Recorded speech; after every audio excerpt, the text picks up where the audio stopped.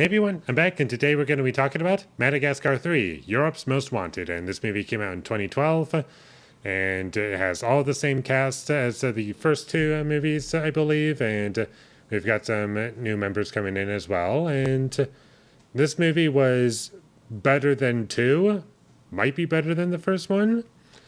I'll say this much about it: it was taking itself less seriously than the first two movies from memory, which was kind of a breath of fresh air. And I was like, oh, this is better. And I wasn't bored while watching this movie personally. And somehow this movie had me engaged with it. There were parts where I wasn't really with it. And I was feeling as though, okay, this is kind of forced and stupid and doesn't need to be there. And just not really working for me. But surprisingly, there were parts of this movie that were kind of fun. Like there was a chase scene early on in this movie that I found to be pretty enjoyable, and Frances McDormand playing the villain of the movie, and how cartoonish her character is.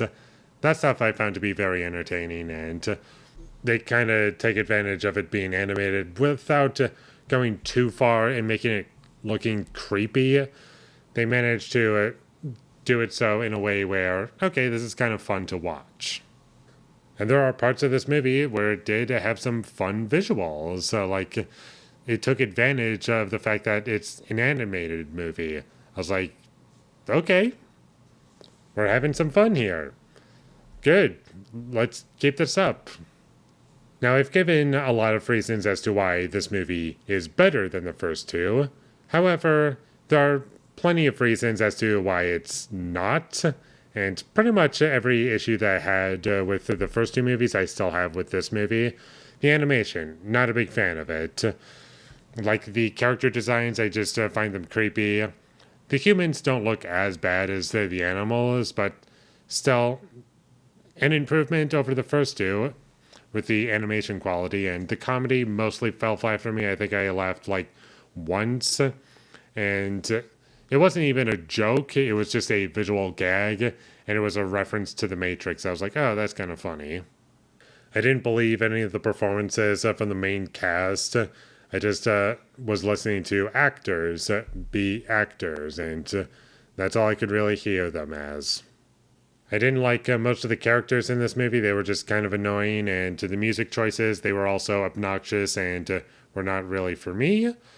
The story never really gripped me emotionally. I was just passively watching it and waiting for something interesting to happen. And eventually, you do get things that are plot beats in the film where it's like, yeah, something is happening, but I don't really feel much weight from it.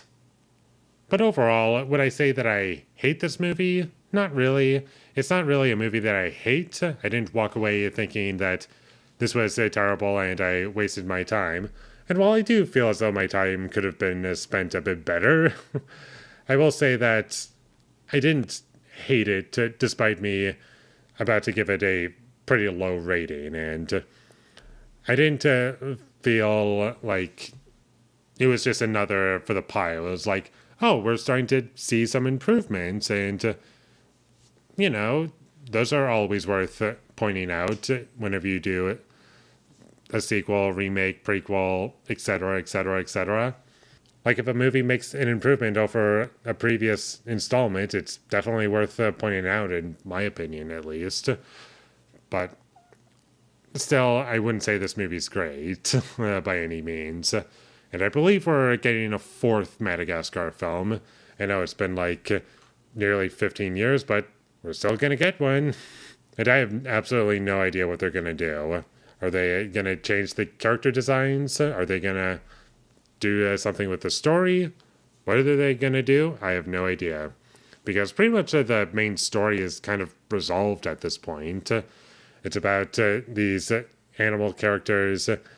Alex the lion. We got Melman, Marty, Gloria. They get off of New York and they're just trying to get back to New York. And where do we go from there?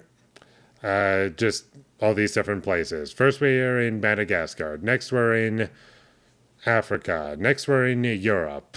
And pretty much the story is done. I'm not really sure where we're going to go from here, but we'll see what happens.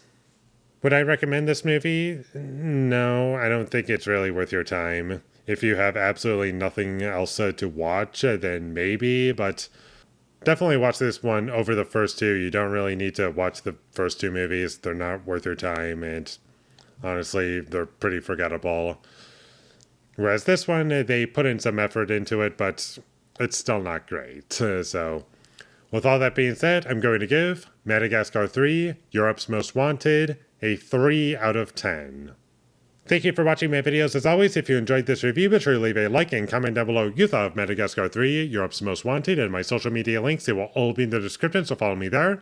And last but not least, subscribe to be a part of Foley Nation, and I'll see you when I get my next review up, and that is going to be for 28 Years Later, The Bone Temple. So look forward to that, but until I get that up, thank you for watching and have a great day.